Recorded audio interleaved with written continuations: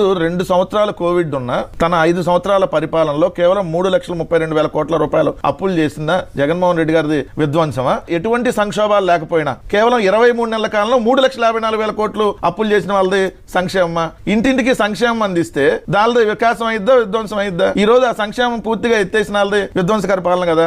రైతులు గిట్టుబాటు ధర కల్పించి రైతులకి సకాలంలో యూరియా అందించిన వాళ్ళది వికాసవంతమైనటువంటి పరిపాలన అయిద్దా? యూరియా కోసం గంటల తరబడి క్యూ లైన్ లో నిలబడి ఏ పంటకి మేము గిట్టుబాటు ధర ఇవ్వని సాక్షాత్తు వ్యవసాయ శాఖ మంత్రి ఓపెన్ గా స్టేట్మెంట్ ఇస్తే మరి ఎవరిది విధ్వంసకర పాలన? ఈ రోజు డీజిల్ గానీ పెట్రోల్ గానీ గ్యాస్ గానీ ఎటువంటి ఇబ్బంది లేకుండా ఆ 5 ఏళ్ల కాలంలో అందితే దాన్ని విధ్వంస పాలన అంటారా? ఈ రోజు అవన్నీ అందక నో స్టాకుల బోర్డు కనపడితే దాన్ని విధ్వంసకర పరిపాలన అంటారా? భారత రాజ్యాంగం ప్రకారం ఏదైతే ఇక్కడ పరిపాలన నడిస్తే దాన్ని విధ్వంస పాలన అంటారా? లేదంటే భారత రాజ్యాంగం మా సంబంధం లేదు రెడ్ బుక్ అనే దాన్ని పెట్టుకొని మేము పరిపాలన చేస్తే దాన్ని విధ్వంసకర పరిపాలన అంటారా? 38,000 స్కూళ్లు బాగు చేస్తే అది విధ్వంసకర పరిపాలన. ఈ రోజు ఒక్క స్కూల్ కూడా బాగు చేయనటువంటి చంద్రబాబు నాయుడు గారిది విధ్వంసకర పరిపాలన.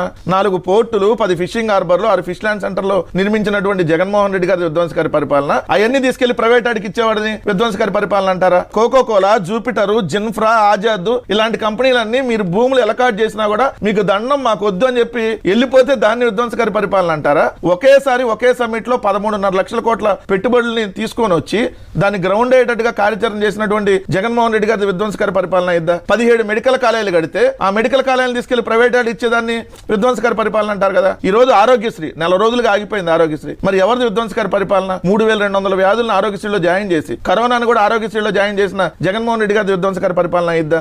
ఇంకోటి ఇంటింటికి ఫ్యామిలీ డాక్టర్ కాన్సెప్ట్ జగన్ గారు. ఈ రోజు ప్రభుత్వ ఆసుపత్రిలో మందులు లేవు. ఎంత దౌర్భాగ్య పరిస్థితి ఉంది. మరి ఎవరిది విధ్వంసకర పరిపాలన? సో మనం చెప్పడానికి ఏదో స్టేట్మెంట్ ఇస్తే కాదు కదా చంద్రబాబు నాయుడు గారు.